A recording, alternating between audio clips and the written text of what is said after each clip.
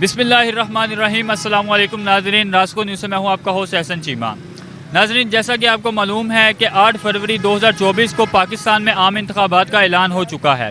इस सिलसिला में हमने गुजरांवाला के बहुत से इलाकों में बहुत से हलकों में सर्वे किए और ये जानने की कोशिश की कि अवाम आइंदा इंतखाबात में किस सियासी जमात को वोट देगी और किस सियासी लीडर को इक़्तिदार में देखना पसंद करेगी। नाज़रीन, गुजरांवाला के बाद आज हम मौजूद हैं वज़ीराबाद में। जी नाज़रीन, हम वज़ीराबाद में मौजूद हैं और यहाँ पे भी हम जानने की कोशिश करेंगे कि वज़ीराबाद के अवाम और वज़ीराबाद के लोग किस सियासी लीडर को मैंडेट सौंपेंगे। तो आइए जानने की कोशिश करते हैं। इलेक्शन में वोट किस सियासी जमात को? इमरान खान को। एब्सोल्युटली इमरान खान। और लीडर केड़ा इस मुल्क के अंदर? इमरान खान तो अलावा कोई लीडर नहीं है। वोट सिर्फ इमरान खान, उस तो अलावा कोई वोट का हकदार ही नहीं है। उसके अलावा पीटीआई इमरान खान। वोट भाई इमरान दा। नहीं, अभी कुछ भी नहीं सोचा। जो हालात है किसी को भी देने का मूड नहीं है। जी पीटीआई इमरान खान। इमरान खान देंगे नवाज शरीफ को। नॉन लीग था भाई। इमरान खान। नवाज शरीफ आएगा उसको देंगे। शेर मेरा भाई। हमारे लिए नवाज शरीफ है। शेर को। नून को। किसे को लेने? इमरान खान पीटीआई। वजह ये है कि वही सच्चा लीडर है, वही एक मुल्क की तकदीर बदल सकता है। बस काया साहब भी पुराने टिकट है, 74 साल हो गया हुकूमत कर रहे हैं, अभी तक पाकिस्तान की तकदीर नहीं बदली। हम वोट देंगे मियाँ साहब को। नवाज शरीफ को। पीटीआई मियाँ साहब को। इमरान खान को। वजह बस इश्क है उसके साथ। वोट जिथे जिदी मर्जी होई लेगा। नहीं, मर्जी ताड़ी है ना। नहीं साडे इत्थे कोई भी नहीं है, असीं मुक्के दे। टीएलपी। इमरान खान को। इंशाल्लाह इमरान खान। वोट भाई जो हमारा काम करेगा हम उसको वोट देंगे। हमारा काम कोई भी नहीं करता। वोट लेने के लिए सब कहते हैं हम भी आपका काम करेंगे, हम भी आपका काम करेंगे। जब वोट ले लेते हैं कोई भी नजदीक नहीं आता, इसलिए उम्मीद है किसी को भी नहीं देंगे। ਜਦੋਂ ਕੋਈ ਟਾਈਮ ਆਏਗਾ ਫਿਰ ਦੱਸਾਂਗੇ ਇਲੈਕਸ਼ਨ ਵੋਟ ਕਿਹਨੂੰ ਦੇਣਾ। नॉन लीग जिंदाबाद। इमरान खान को। ਕੋਈ ਪਤਾ ਨਹੀਂ ਭਾਈ। इमरान खान। नवाज शरीफ पा देंगे जी। शेर नू। शेर को। इमरान खान। इमरान खान को। इमरान खान को। शेर ਭਾ ਮੇਰਾ ਦਿਲ ਕਿਸੇ ਨੂੰ ਵੀ ਨਾ ਦਵੀਏ। ਵਜ੍ਹਾ ਕੀ ਆ ਵੇਂਦੇ ਹੀ ਹੋ ਪਏ ਭੁੱਖੇ ਪੇ ਮਾਰਨੇ ਆ। ਘਿਓ 600 ਰੁਪਏ ਕਿਲੋ ਵੇ ਦਿਹਾੜੀ 1000 ਰੁਪਏ ਦੀ ਲਾਣੇ ਆ। ਘਿਓ ਲਵੀਏ ਕਿ ਘਰ ਕੁਝ ਹੋਰ ਵੀ ਨਾਲ ਖੜੀਏ। ਸਾਡੇ ਵੱਲੋਂ ਕੋਈ ਵੀ ਨਾ ਆਵੇ, ਖੂਜ ਪੈਣ ਸਾਰੇ ਹੀ। ये सारे 70 साल हो गए हम देख रहे हैं, कोई भी अच्छा नहीं है। वोट इमरान खान। इमरान खान। वोट इमरान खान को। इमरान खान को। इमरान खान को देगा। हमारा ये सोच है मौलाना फजल रहमान मौलवी से देगा। वोट के दे के थक गए हैं भाजी, अगू लभा गई सानू कख भी ना अज तक। ਇਹ ਸਵੇਰ ਦੇ ਦਲੀਲ ਹੋਏ ਪਏ, ਦਿਹਾੜੀ ਨਹੀਂ ਲੱਗਦੀ ਪਈ। ਇਹ ਅੱਲਾ ਹੀ ਹੈ ਜੇ ਮੁਲਕ ਨੂੰ ਚਲਾਉਂਦਾ ਪਿਆ, ਇਹਨਾਂ ਦੇ ਬਸ ਵਿੱਚ ਹੈ ਹੀ ਕੋਈ ਗੱਲ ਨਹੀਂ। ਇਹਨਾਂ ਦੀਆਂ ਆਪਸ 'ਚ ਲੜਾਈਆਂ ਨਹੀਂ ਮੁੱਕਦੀਆਂ, ਨਾ ਮੁਲਕ ਨੇ ਕੀ ਦਵਾਰਨਾ। ਕੋਈ ਬੰਦਾ ਵੀ ਨਹੀਂ ਇਸ ਲਾਇਕ ਜੇ ਕਿ ਜਿਨ੍ਹਾਂ ਨੂੰ ਵੋਟ ਦਈਏ, ਸਾਰੇ ਲੁੱਟ ਕੇ ਨੱਸ ਜਾਂਦੇ ਨੇ ਬਾਹਰ। वो नवाज शरीफ को। वोट पीटीआई। तहरीक बैक पाकिस्तान यार रसूलुल्लाह। और भाई वोट किन देना असा? इमरान खान ने देना और किन देना? क्यों?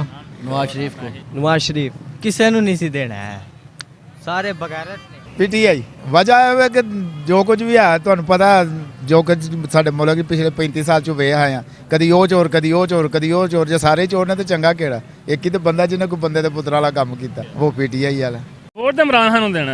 इमरान खान ਨੂੰ ਦੇਣਾ। ਮੈਂ ਤੇ ਨਵਾਜ਼ ਸ਼ਰੀਫ ਨੂੰ ਦੇਣਾ ਵੋਟ। नवाज शरीफ ਨੂੰ ਦੇਣਾ ਵੋਟ। नवाज शरीफ ਨੂੰ। ਸਾਡੇ ਹੱਥ ਖਰੇ ਨੇ, ਕੈਮਰਾ ਨਿਊਜ਼ ਚੱਲ ਰਹੀ, ਅਸਾਂ ਕਿਸੇ ਨੂੰ ਵੋਟ ਨਹੀਂ ਜੇ ਪਾਣਾ, ਸਾਰੇ लबेग या रसूल अल्लाह। नवाज शरीफ को। शेर ਨੂੰ ਹੀ ਦੇਣਾ। इमरान खान देना। नवाज शरीफ ਨੂੰ। इंशाल्लाह ना रखना नवाज शरीफ ਨੂੰ। वोट शेर दा भाई साडा। वोट के हकदार कोई भी नजर नहीं आ रहा इस वक्त, लेकिन अगर इमरान खान बाहर आ जाए तो उसे देंगे। इमरान खान। मियाँ साहब नवाज शरीफ कौन है कि इमरान खान आया तो उन्हें भी अच्छा किया। पीटीआई इमरान खान को। यार ये को ज़हन नहीं बनाया बा।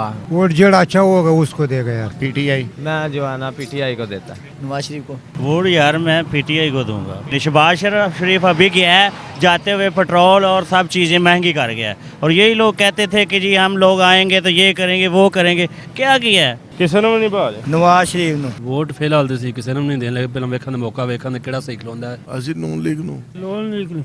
ਅਸੀਂ ਪੁੱਤਰ ਸ਼ੇਰ ਨੂੰ ਠੋਕ ਕੇ ਦੇਵਾਂਗੇ। नॉन लीग ਨੂੰ भेज दे इंशाल्लाह जरूर। नॉन लीग नो भाई।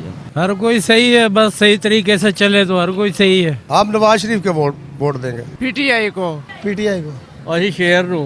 शेर किसी को भी नहीं। इमरान खान को। Non league. नून लीग को। इंशाल्लाह पीटीआई को।